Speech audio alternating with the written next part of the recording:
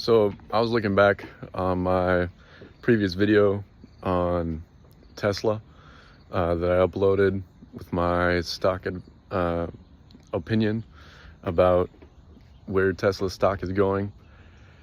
And I just want to comment on a few things. Yeah, I haven't done these videos before, obviously.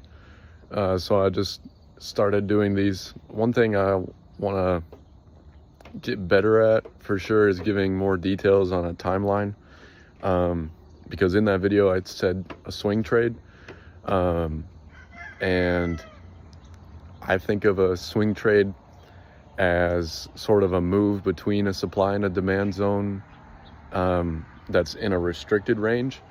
I don't have I guess the technical definition of a swing trade, although when I watched the video back, it does seem like swing trade more often than not is used by the community as a trade over a longer period of time.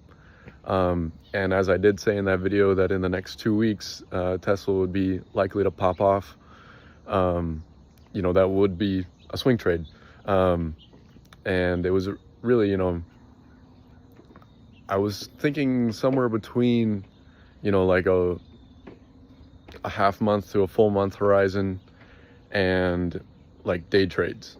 So if you were getting in for like a 4-day contract, because a lot of people don't know how to time or like where to buy their options contract in terms of expiration, especially when you might be seeing that the stock is going up, like I was seeing that it's going to go up, but people can potentially be stalled out by theta. I say that because it's happened to me. You think it's going up or it's going down, and you don't have the capital to commit to a longer time horizon. So my recommendation is, if you don't have that capital and you can't put it in, now you can't say, okay, I'm putting in $300-400 so that I can have this when it's up.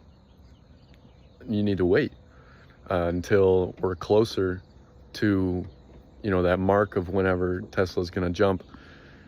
The other thing that I think probably would be better in future videos is to give a bit of like a time horizon, I already said that, to give like a supply and a demand zone specifically that I'm referencing. 235 was a huge, like 235, 236 was a huge zone that ultimately ended up being the current bull trend that we are seeing. I believe it's the 26th today. Yeah, surprising I don't know my days, but so and I made that video on the 10th. It's just over 2 weeks, and Tesla is up, floating over 260 this morning.